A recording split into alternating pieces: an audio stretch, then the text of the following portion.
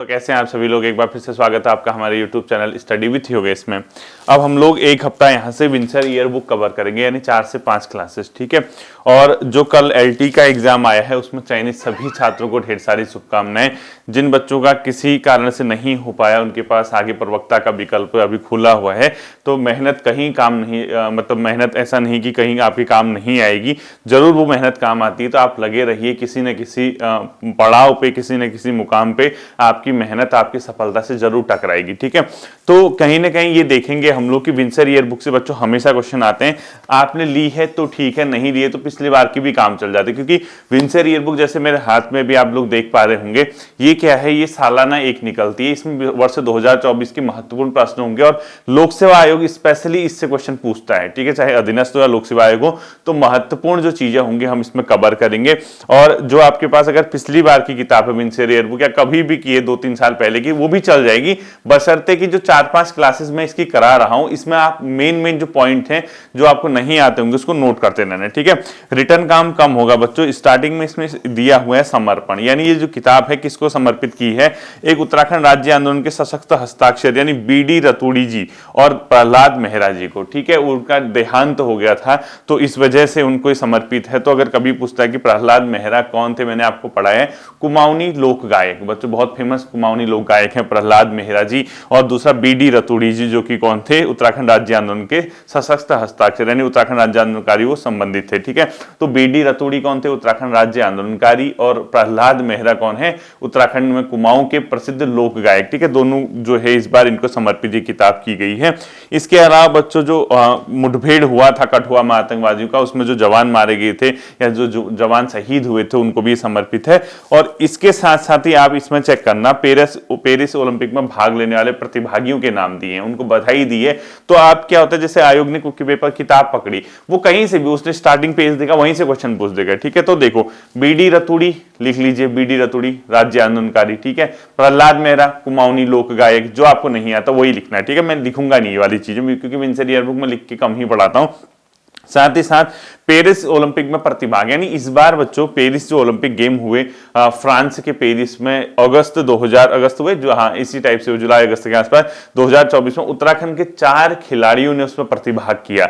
और उत्तराखंड के जिन 4 खिलाड़ियों ने प्रतिभाग किया उसको राज्य सरकार द्वारा उनको 50-50 लाख रुपए दिए गए। यानी ये भी क्वेश्चन पूछता है कि ओलंपिक में प्रतिभाग करने वाले खिलाड़ियों को राज्य सरकार द्वारा कितनी धनराशि प्रोत्साहन स्वरूप दी जाती है, तो 50 लाख की धनराशि राज्य सरकार उनको देती है। और 4 प्लेयर ऐसे थे जिन्होंने यहां से भाग लिया इस बार। एक तो आपको पता है प्रसिद्ध बैडमिंटन प्लेयर हैं लक्ष्य सेन। इसके अलावा बच्चों जो सूरज पवार, परमजीत सिंह बिष्ट और अंकिता जानी, ये बेसिकली क्या है, रेस से संबंधित है, बाकी एथलीट हैं बच्चों। और जो लक्ष्य सेन है वो बैडमिंटन से हैं, ठीक है। तो उत्तराखंड के 4 प्लेयर जिन्होंने प्रतिभाग किया उनके नाम आपको पता होने चाहिए। एक तो लक्ष्य सेन लिख लीजिए अगर आपको नहीं आता, वैसे आता ही होगा। लक्ष्य सेन ने प्रतिभाग किया, सूरज पवार ने प्रतिभाग किया, परमजीत सिंह बिष्ट ने प्रतिभाग किया और अंकिता जानी। तो आप कहोगे सर लिखना क्या है, इसमें क्या लिखना है बच्चों, ओलंपिक में प्रतिभाग करने वाले, वर्ष 2024 में ओलंपिक में प्रतिभाग करने वाले उत्तराखंड के खिलाड़ी, और ब्रैकेट में लिख लीजिए इन्हें 50-50 लाख रुपए राज्य सरकार द्वारा प्रोत्साहन स्वरूप दिया गया, ठीक है। क्योंकि वो पॉलिसी है, नई खेल नीति के तहत 50 लाख रुपए उत्तराखंड सरकार जो है ओलंपिक खेलों में प्रतिभाग करने वाले प्लेयर्स को देती है। और अगर आप ये गोल्ड मेडल जीतते तो 2 करोड़ रुपए गोल्ड मेडल के लिए राज्य सरकार ने रखे हैं प्रावधान, और 1.5 करोड़ रुपए आपकी किसके लिए रखे हैं, रजत के लिए, और कांस्य के लिए 1 करोड़ रुपए। यानी राज्य सरकार नई खेल नीति के तहत ओलंपिक में स्वर्ण पदक विजेताओं को 2 लाख रुपए देती है, रजत पदक विजेताओं को 2 करोड़ देती है, रजत पदक विजेताओं को 1.5 करोड़ देती है, और कांस्य पदक विजेताओं को कितना देती है अपने आप में 1 करोड़। तो ये ध्यान रखना है, ठीक है। इसके अलावा उत्तराखंड की पहली महिला मुख्य सचिव जो 2024 में पहली बार बनी है राज्य गठन के बाद, श्रीमती राधा रतूड़ी, ठीक है। श्रीमती राधा रतूड़ी जी जो हैं पहली चीफ सेक्रेटरी उत्तराखंड स्टेट की बनी है, अपने आप 1988 बैच की IAS अधिकारी हैं। तो पहली महिला मुख्य सचिव कौन बनी है आपको पता है, श्रीमती राधा रतूड़ी। इसके साथ साथ ही देखना बच्चों पद्मश्री अलंकरण दिया गया, यानी जो पद्म पुरस्कार देते हैं, वर्ष 2024 में जो पद्मश्री अवार्ड से सम्मानित किए गए यशवंत सिंह कटौच, यानी डॉक्टर यशवंत सिंह कटौच प्रसिद्ध इतिहासकार हैं बच्चों, यहाँ पे इन्हें क्या दिया गया, अपने आप में एक प्रकार से पद्मश्री अवार्ड से सम्मानित किया गया, ठीक है। इसके अलावा राष्ट्रीय शिक्षक पुरस्कार से सम्मानित की गई श्रीमती कुसुमलता गड़िया, राष्ट्रीय शिक्षिका पुरस्कार यानी राष्ट्रीय शिक्षक पुरस्कार किसको मिला? डॉक्टर श्रीमती कुसुमलता गड़िया। तो ये मेन अवार्ड जो वर्ष 2024 के हैं यहाँ पे लिखा है। एक तो आपने बधाइयों में पेरिस ओलंपिक के 4 प्लेयर के नाम लिखने हैं और उनको राज्य सरकार ने कितना, वैसे अगर नॉर्मली खेल नीति के तहत पूछता है कि कितना अवार्ड देती है तो आपको पता होना चाहिए। स्वर्ण पदक विजेताओं को 2 करोड़, रजत को 1.5 करोड़, कांस्य को 1 करोड़। ठीक है, साथ ही साथ अगर आपने प्रतिभाग किया है ओलंपिक खेलों में तो उसमें आपको कितना अवार्ड मिलता है? 50-50 लाख रुपए राज्य सरकार प्रोत्साहन स्वरूप देती है। पहली महिला मुख्य सचिव कौन बनी है? श्रीमती राधा रतोड़ी जी बनी है। यशवंत कठौत जी को पद्मश्री अवार्ड दिया गया पिछली बार, और इसके अलावा कुसुमलता गड़िया जी को क्या मिला बच्चों? राष्ट्रीय शिक्षक पुरस्कार से सम्मानित किया गया। ये क्वेश्चन आपको पता होना चाहिए। ठीक है, इसके अलावा आपको ये पता होना चाहिए बच्चों, क्योंकि इसमें नेशनल करंट अफेयर्स भी पूछता है कभी कभी, ध्यान रखना। वो जैसे उत्तराखंड विंसर ईयर बुक है, ये किताब पकड़ते हैं, ये नेशनल, इंटरनेशनल या स्टेट का कोई भी क्वेश्चन होता है देख देते हैं। यानी कभी कई बार क्या होता है, राज्य स्तर के अलावा जो राष्ट्रीय स्तर की करंट अफेयर्स है वो भी यहां से उठा देते हैं। ठीक है, तो इसमें जो एक क्वेश्चन आपको पता होना चाहिए कि देश भर में नागरिकता संशोधन अधिनियम जो CAA है लागू करने के लिए अधिसूचना कब जारी की गई थी? 11 मार्च 2024 को। यानी गृह मंत्रालय द्वारा, क्वेश्चन लिख लेना आप लोग, गृह मंत्रालय द्वारा देश भर में नागरिकता संशोधन अधिनियम यानी अपने आप में CAA यानी सिटीजन, जो अपने आप में जो सिटीजनशिप है उसके लिए अमेंडमेंट एक्ट यानी नागरिकता संशोधन अधिनियम जो है उसको लागू करने की अधिसूचना कब जारी की गई बच्चों? 11 मार्च 2024 को। ठीक है, इसको लिखना, देश भर में नागरिकता संशोधन अधिनियम लागू करने की अधिसूचना कब जारी हुई? 11 मार्च 2024 को। अब यहां पे ध्यान से एक चीज सुनना, ठीक है, आपको ये पता होगा यूसीसी उत्तराखंड पहला स्टेट बन गया जिसने 27 जनवरी 2025 से इसको लागू किया है, यानी समान नागरिक संहिता। अब इसके अंदर आपको एक चीज मैंने कल बताई थी करंट अफेयर्स में, मैंने बताया था विधानसभा द्वारा 8 फरवरी को पास किया गया, राष्ट्रपति ने इसमें लगभग कितना 8 मार्च को साइन की। अगर आप उत्तराखंड DIPR का सोशल साइट का पेज देखेंगे, मैंने आपको टेलीग्राम ग्रुप पे भी भेजा था, वहां पे तिथियां इस टाइप से थी जो मैंने आपको बताई, और वहीं से मैंने पिक भी की थी क्योंकि वो सरकारी विभाग है तो वहां से मुझे उम्मीद है कि वो सही होगी। लेकिन अगर आप विंसर ईयर बुक देखेंगे वो अलग देता है। ठीक है, विंसर ईयर बुक क्या देता है कि 7 फरवरी को नागरिकता संशोधन संहिता जो विधेयक है बच्चों, समान नागरिक संहिता विधेयक, इसको विधानसभा ने पारित किया। अब ध्यान से सुनना, इसने दिया है 7 फरवरी 2024 को, क्या, जो अपने आप में यूसीसी विधेयक विधानसभा द्वारा पारित किया। मैंने कल क्या बताया? 8 फरवरी 2024, तो एक डेट का अंतर ही आ गया। अब आपको क्या करना है, दोनों में कंफ्यूजन हो गया। एक बार यूसीसी को ढंग से अपने आप में इसकी साइट से या अपने आप में जो यूसीसी का जो इंटरनेट वगैरह वहां चेक करना। दूसरा, राष्ट्रपति द्वारा हस्ताक्षर जो मैंने बताया आपको 8 मार्च दिया था, सीधे 1 महीने बाद। लेकिन अगर आप विंसर ईयर बुक पढ़ेंगे, विंसर ईयर बुक देता है 13 मार्च को राष्ट्रपति ने साइन किए, 13 मार्च 2024 को। अगर आप इंटरनेट में देखेंगे कहीं आपको 12 मार्च 2024 दिखेगा, यानी तिथियों में एक भयंकर प्रकार से क्या है, 2-3-4 दिन का वो अंतर आ रहा है। यानी एक प्रकार से ये एग्जामिनेशन हॉल पे अगर आप जाओगे, अगर आपकी सभी तिथियां खुल जाती तो फिर वहां तो कंफ्यूज हो जाएगा। तो इसके लिए क्या करना है, एक बार अपने स्तर से आज चेक करना, यूसीसी के बारे में चेक कर लेना सही तरीके से। नहीं आएगा तो मैं कल आपको नेक्स्ट क्लास में बता दूंगा। ठीक है, मैं इसको चेक करूंगा क्योंकि विंसर ईयर बुक देता है कि 13 मार्च को राष्ट्रपति ने इसमें हस्ताक्षर किए, और जो हमने कल पढ़ा था वो पढ़ा था 8 फरवरी, और उत्तराखंड सरकार का जो सूचना विभाग है उसने भी 8 फरवरी दी है डेट, 8 फरवरी और 8 मार्च से, वो चेक करना है। ठीक है, तो इसके अलावा जो महिला मुख्य सचिव मैंने आपको बता दिए हैं, साथ ही साथ आपको यह भी पता होना चाहिए बच्चों, जो अस्कोट आराकोट अभियान है वो प्रत्येक 10 वर्ष में होता है। इस बार वो चर्चा में रहा था अस्कोट आराकोट अभियान, अगर आपको पता होगा 1974 से ये शुरू हो रहा है। ठीक है, अस्कोट जो पिथौरागढ़ जिले में है वहां से आराकोट उत्तरकाशी तक लगभग 40 से 45 दिनों की यात्रा होती है बच्चों। इसमें यात्रा के विभिन्न पड़ावों में अलग अलग प्रकार के लोग जुड़ते हैं। इसमें इतिहासकार शेखर पाठक जी के नेतृत्व में इस बार ये यात्रा हुई थी, और उसमें क्या करते हैं, हिमालय की तलहटी पे जाके ये देखते हैं कि किस प्रकार के भौगोलिक, सांस्कृतिक, आर्थिक, सामाजिक परिवर्तन जो है उत्तराखंड के परिप्रेक्ष्य में देखने को मिल रहे हैं, उसकी स्टडी करते हैं। ठीक है, तो कहीं ना कहीं अस्कोट आराकोट अभ्यारण्य इस बार, अस्कोट आराकोट जो यात्रा है वो चर्चा में रही थी। अस्कोट आराकोट अभियान 1974 से ये शुरू हुआ, प्रत्येक 10 वर्ष में ये आयोजित की जाती है। इस बार भी ये क्या की गई थी, आयोजित की गई थी। ठीक है, और ये किसके द्वारा आयोजित की जाती है बच्चों, नैनीताल की पहाड़ नाम की एक संस्था है जो अस्कोट आराकोट यात्रा है बच्चों, अस्कोट आराकोट जो हमेशा 10 वर्ष में चलती है, नैनीताल में एक संस्था है जिसका नाम है पहाड़। ये पहाड़ नामक संस्था द्वारा इसको चालू किया जाता है, क्योंकि ये सुनने वाली ही वीडियो होती है, क्योंकि हर साल इसको लिखाया नहीं जा सकता है। आप जो मैं बोल रहा हूं साथ ही साथ अगर आप उसको लिख भी रहे हैं, नोट भी कर रहे हैं, क्योंकि स्मार्ट स्टडी, अब मेरे साथ साथ अगर आप उसको नोट कर लो अपनी लैंग्वेज पे, उसको तुरंत लिख लो कि अस्कोट आराकोट जो यात्रा होती है, अस्कोट आराकोट जो अभियान होता है 10 वर्ष में होता है, 1974 से शुरू हुआ, नैनीताल की पहाड़ नामक संस्था इसको शुरू करती है। इसके साथ साथ ही ये क्या करता है, हिमालय की तलहटी भी जाके राज्य की भौगोलिक परिस्थितियों में जो परिवर्तन आ रहा है, उसके कारण जो सामाजिक, आर्थिक या सांस्कृतिक जीवन परिवर्तित हो रहा है, उसकी क्या करते हैं, स्टडी करते हैं। ठीक है, ये आपको पता होना चाहिए। ये पांगु पिथौरागढ़ से उत्तरकाशी आराकोट तक ये चली थी। ठीक है, इसके अलावा बच्चों जो खेलों की दृष्टि से ये साल बहुत ही महत्वपूर्ण रहा, और ये जो पहला हम लोग देखेंगे इसमें बेसिकली हम स्पोर्ट्स वाला ही कवर करने वाले हैं। ठीक है, 4 खिलाड़ी मैंने बता दिया आपको। साथ ही साथ राज्य में अभी क्या चल रहे हैं, राष्ट्रीय खेल चल रहे हैं, 38वें राष्ट्रीय खेलों का आयोजन किया जा रहा है, ये मैं आपको बता चुका हूं। 38वें राष्ट्रीय खेल 28 जनवरी से 14 फरवरी 2025 तक यहाँ पे चल रहे हैं। ठीक है, इसके साथ साथ ही यशवंत कठौत जी को मैंने बता दिया पुरस्कार मिला, पद्मश्री पुरस्कार। शिक्षिका कुसुम लता गड़िया को राष्ट्रीय शिक्षक पुरस्कार दिया गया। साथ ही साथ 19 शिक्षकों को राज्य सरकार द्वारा शैलेश मटियानी पुरस्कार दिया गया, यानी लास्ट ईयर जो है पिछले वर्ष कितने शिक्षकों को शैलेश मटियानी पुरस्कार दिया गया, 19 शिक्षकों को शैलेश मटियानी पुरस्कार मिला, और 13 महिलाओं को क्या मिला बच्चों, तीलू रौतेली सम्मान से सम्मानित किया गया था। ठीक है, ये भी आपको पता है, 13 महिलाएं तीलू रौतेली सम्मान से सम्मानित की गई थी। ये वाला पोर्शन हो गया। अब देखना खेल और खिलाड़ी जो मैंने बताया, इसमें 4 खिलाड़ी जो ओलंपिक में जिन्हें प्रतिभाग किया। लक्ष्य सेन किस चीज से संबंधित है, आपको पता होगा, बैडमिंटन से संबंधित है। ठीक है, तो लक्ष्य सेन किससे संबंधित अगर पूछता है तो बैडमिंटन से संबंधित है। बाकी जो अपने आप में 3 है और है, सूरज पवार, परमजीत सिंह बिष्ट और अंकिता ध्यानी, ये बेसिकली वॉक रेस या रेसिंग से संबंधित है, एथलीट हैं, ये आपको पता होगा। इसके साथ साथ उत्तराखंड से वंदना कटारिया, वंदना कटारिया कहां से, हरिद्वार जिले से बिलोंग करती हैं।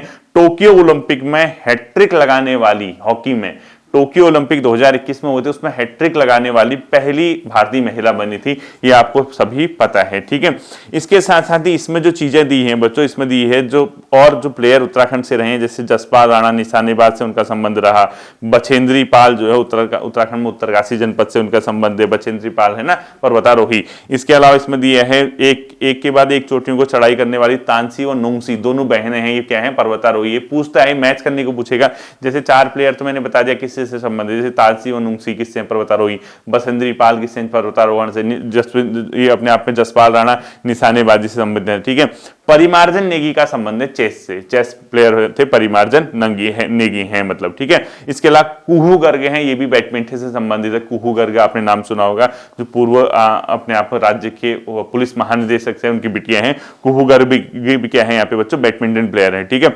एकता बिष्ट का संबंध किससे, कौन से स्पोर्ट्स से, क्रिकेट से, एकता बिष्ट। स्नेहा राणा क्रिकेट से, ऋषभ पंत क्रिकेट से, उन्मुक्त चंद किससे, क्रिकेट से, ये तो आपको पता ही है, ये जो बहुत ज्यादा देखने की जरूरत नहीं है।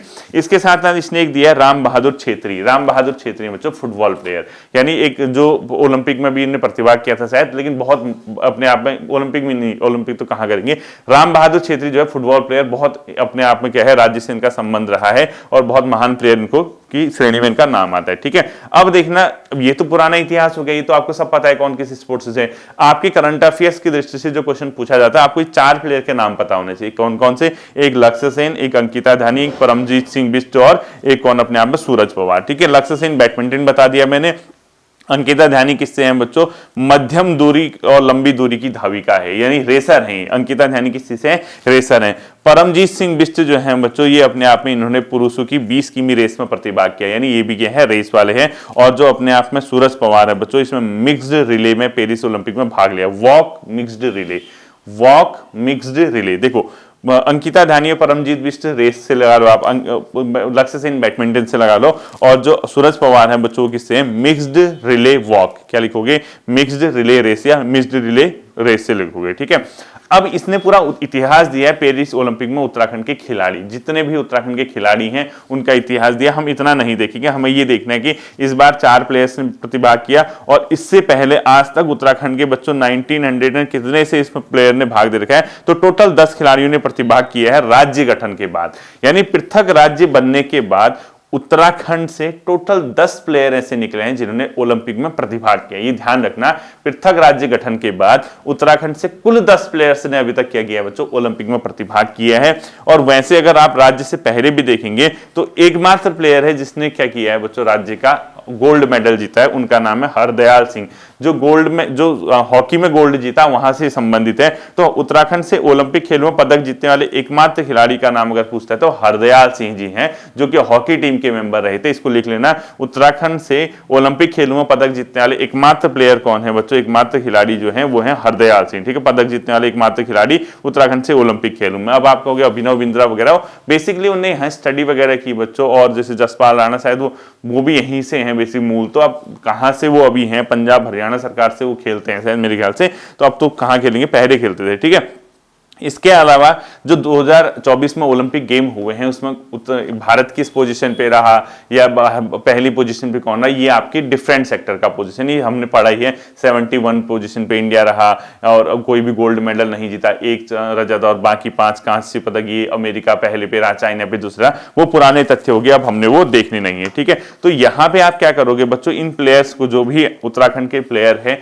ये बेसिकली कौन से प्लेयर का संबंध किस खेल से, ये आपको पता होना चाहिए। 4 खिलाड़ी जो चर्चा में रहे इस बार जिन्होंने ओलंपिक में प्रतिभाग किया, वो तो मैंने आपको बता दिया है। और 50-50 लाख रुपए राज्य सरकार इनको देती है, दिए राज्य सरकार के द्वारा, ये मैंने आपको बता दिया। बाकी जो पुराने प्लेयर हैं उनके इतिहास के बारे में आप परीक्षा मानिए, जहां से भी आप लोग देखते हैं, आपको पता ही हो, आप लोग पढ़ते तो हैं, वो तो बहुत ट्रेडिशनल हो जाएगा, वो चीजें हमने नहीं पढ़नी है। ठीक है, अब उत्तराखंड में राष्ट्रीय खेल के बारे में हमने पढ़ लिया है, राष्ट्रीय खेल कब से कब तक होंगे, ये बेसिकली बेसिक चीजें हमने देख ली। ठीक है, एक ये क्वेश्चन ध्यान रखना, उत्तराखंड खेल विश्वविद्यालय, उत्तराखंड खेल विश्वविद्यालय किस जगह पे प्रस्तावित है बच्चों, हल्द्वानी में। ये ध्यान रखना, उत्तराखंड खेल यूनिवर्सिटी किस स्थान पे प्रस्तावित है, वो है हल्द्वानी में। और हल्द्वानी में ये बनने जा रही है। और इसमें जो खेल विश्वविद्यालय है बच्चों, इसमें क्या होगा, हल्द्वानी में जो प्रस्तावित है, इसमें खेल विश्वविद्यालय की मंजूरी मिल चुकी है बच्चों, राज्य मंत्रिमंडल द्वारा इसको मंजूरी दे दी है। अब क्या होगा, विधानसभा से पारित किया जा चुका है, हल्द्वानी में ये खुलेगा। और इसमें क्या है, 35 एकड़ वन भूमि का अधिग्रहण किया जाना है, यानी फॉरेस्ट से 35 एकड़ भूमि ली जाएगी। तो अगर पूछता है कभी आपको कि जो खेल विश्वविद्यालय है वो कहां पे बनेगा, अगर पूछता है तो ये होगा हल्द्वानी में। ठीक है, प्रस्तावित है। एक मोस्ट इंपोर्टेंट क्वेश्चन ये याद रखना, उत्तराखंड राज्य ओलंपिक खेल 2024 का भी आयोजन किया गया, यानी उत्तराखंड राज्य ओलंपिक खेल 2024, कई लोग पहली बार सुन रहे होंगे, यानी उत्तराखंड राज्य ओलंपिक खेल 2024 का आयोजन बेसिकली रुद्रपुर में किया गया। कुछ स्पोर्ट्स एक्टिविटीज हल्द्वानी और अपने आप में नैनीताल में भी हुई, वाटर वगैरह से संबंधित। तो उत्तराखंड राज्य ओलंपिक खेल 2024 जो थे बच्चों रुद्रपुर में हुई, और 5वें उत्तराखंड राज्य स्तरीय ओलंपिक खेलों की खेल थे। ठीक है, तो लिख लो इसमें, पांचवें उत्तराखंड राज्य स्तरीय ओलंपिक खेलों का आयोजन कहां पे किया गया, रुद्रपुर में। 5वें उत्तराखंड राज्य स्तरीय ओलंपिक खेलों का आयोजन कहां किया गया, रुद्रपुर में। 5वें उत्तराखंड राज्य स्तरीय ओलंपिक खेलों का आयोजन रुद्रपुर में किया गया। और राष्ट्रीय खेलों से जस्ट पहले इसका आयोजन किया गया था, क्योंकि आज की क्लास जो है बेसिकली इसमें क्या है बच्चों, एक प्रकार से स्पोर्ट्स के ही क्वेश्चन इसमें देखने को मिलेंगे, क्योंकि वर्ष 2024 में स्पोर्ट्स एक्टिविटीज बहुत हुई हैं। ठीक है, और इससे क्वेश्चन भी आएंगे आपको, ये ध्यान रखना। इसमें ध्यान रखना, राज्य स्तरीय ओलंपिक खेलों में कुल 34 खेलों को शामिल किया गया था इस बार, यानी 34 स्पोर्ट्स यहाँ पे थे। तो इसमें एक पॉइंट ये भी लिखना, 5वें राज्य स्तरीय ओलंपिक खेलों में कुल कितने खेलों को शामिल किया गया, ये अपने आप पे 34 खेल शामिल थे बच्चों। रुद्रपुर में एक स्टेडियम है, मनोज सरकार स्टेडियम, मनोज सरकार स्टेडियम में इन खेलों को क्या किया गया बच्चों, आयोजित, इनका आयोजन किया गया। ठीक है, अब देखना, ये दे रहा खेल खिलाड़ी व खेल नीति। ठीक है, खेल नीति अभी 2021 में अपडेट हुई है, इससे पहले 2014-15 के आसपास राज्य सरकार ने खेल नीति बनाई थी। तो वो हमें पता होना चाहिए था कि राज्य सरकार की जो खेल नीति है, अभी हम आगे उसको बताएंगे। ठीक है, महाराणा प्रताप स्पोर्ट्स कॉलेज किस स्थान पे है, देहरादून में। ये सभी लोग आप जानते हैं, इसको भी हमने जानना नहीं है। इसमें ध्यान रखना, इसमें 6 खेल हैं बच्चों। जो महाराणा प्रताप स्पोर्ट्स कॉलेज है, ये क्या है, आवासीय स्पोर्ट्स कॉलेज है। यहाँ पे एजुकेशन तो मिलती ही मिलती है, आपकी जो शिक्षा है, इसके अलावा हॉस्टल भी है बच्चों रहने के लिए, और स्पोर्ट्स से संबंधित यहाँ पे क्या होती है बच्चों, स्टडी भी कराई जाती है, स्पोर्ट्स से संबंधित एक्टिविटीज होती हैं। तो 6 स्पोर्ट्स इसमें संचालित हैं। एक है एथलेटिक्स, दूसरा फुटबॉल, तीसरा वॉलीबॉल, चौथा बॉक्सिंग, 5वां क्रिकेट और छठा हॉकी। यानी इन 6 खेलों को महाराणा प्रताप स्पोर्ट्स कॉलेज देहरादून में संचालित किया जाता है। तो अगर आपसे पूछता है महाराणा प्रताप स्पोर्ट्स कॉलेज कहाँ है, देहरादून में, यहाँ पे इस आवासीय कॉलेज में कितने खेल गतिविधियां होती है, तो 6 कौन कौन सी आपको बताया, एथलेटिक्स, फुटबॉल, इसके अलावा हॉकी, क्रिकेट, वॉलीबॉल और बॉक्सिंग। ये पता होना चाहिए आपको, ठीक है। दूसरा है बच्चों देहरादून फुटबॉल अकादमी। देहरादून फुटबॉल अकादमी की स्थापना अगर पूछता है तो वर्ष 2011 में हुई थी। मोस्ट इंपोर्टेंट है, कई बार पूछता भी है, ठीक है। तो देहरादून जो अपने आप में फुटबॉल अकादमी, उसकी स्थापना लिख लीजिए 2011 में हुई थी। और ये ध्यान रखना बच्चों, इसमें कक्षा 3 से 11 तक की स्कूली शिक्षा भी इसमें दी जाती है, ठीक है। इसके अलावा राज्य खेल कौन सा है हमारा? फुटबॉल है। राज्य खेल फुटबॉल कब घोषित किया गया था इसको? वर्ष 2011 में। तो लिख लीजिए राज्य खेल फुटबॉल था 2011 में घोषित किया गया था, ठीक है। ये भी आपको पता होना चाहिए। और इसी में एक क्वेश्चन है बच्चों, देहरादून डिस्ट्रिक्ट स्पोर्ट्स एसोसिएशन का गठन कब हुआ था? इसको लिख लीजिए देहरादून डिस्ट्रिक्ट स्पोर्ट्स एसोसिएशन, यानी DDAC, ठीक है। DDSA Dehradun district sports association का गठन लिख लीजिए 1937 में, ठीक है। Dehradun district sports association, Dehradun district sports association की स्थापना कब हुई थी अगर पूछता है तो 1937 में हुई थी। ये क्वेश्चन भी आपको पता होना चाहिए, ठीक है। इसके अलावा बच्चों जो यहाँ पे है, एक मैंने आपको योजना बताई थी उत्तराखंड सरकार की, उस योजना का नाम है मुख्यमंत्री खिलाड़ी प्रोत्साहन योजना। मैंने बहुत बार आपको कराया है। तो मुख्यमंत्री खिलाड़ी प्रोत्साहन योजना के तहत वर्ष 14 से 23 वर्ष तक के जो बच्चे होंगे, बच्चों ध्यान से सुनना, मुख्यमंत्री खिलाड़ी प्रोत्साहन योजना के तहत 14 से 23 वर्ष तक के जो बच्चे होंगे उनको 2000 रुपया प्रति माह छात्रवृत्ति दी जाती है, ताकि वो अपनी स्पोर्ट्स एक्टिविटीज को आगे बढ़ा सकें। और इसके अलावा जो 8 से 14 वर्ष तक के हैं, यानी उनसे छोटे जो होंगे, उनको 1500 रुपया प्रति मतलब मंथली क्या दिया जाता है? छात्रवृत्ति। तो आप लोग इसको चाहो तो लिख लो, मुख्यमंत्री खिलाड़ी प्रोत्साहन योजना के तहत 14 से 23 वर्ष तक के बच्चों को 2000 रुपया प्रति माह, जबकि 8 से 14 वर्ष तक के बच्चों को 1500 रुपया प्रति माह राज्य सरकार द्वारा प्रदान किया जाता है छात्रवृत्ति, ठीक है। इसके अलावा इसने दिए बच्चों राज्य के प्रमुख फुटबॉल खिलाड़ी, वो तो खिलाड़ी वगैरह आप लोग चेक कर लेना, तो हमें यहाँ पे देखने की जरूरत नहीं है, ट्रेडिशनल हो जाएगा। राम बहादुर छेत्री, भूपेंद्र सिंह रावत, ये लोग थे। हाँ, एक याद रखना कि जैसे एशिया का सबसे ऊंचाई पे स्थित मैदान किसको माना जाता है? सेकंड हाईएस्ट जो है उस पे, सेकंड, ठीक है, पहला नहीं। रांची स्टेडियम। रांची स्टेडियम कहाँ पे अगर पूछता है तो पौड़ी में। तो ध्यान रखना, हाल ही में इस रांची स्टेडियम का नाम अब राइफलमैन जसवंत सिंह रावत, यानी महावीर चक्र जिनको मिला था उसके नाम से किया जाना है, नाम से जाना जाता है। यानी अब जो रांची स्टेडियम पौड़ी का है उसका नाम किसके नाम पे हो गया बच्चों? जसवंत सिंह रावत।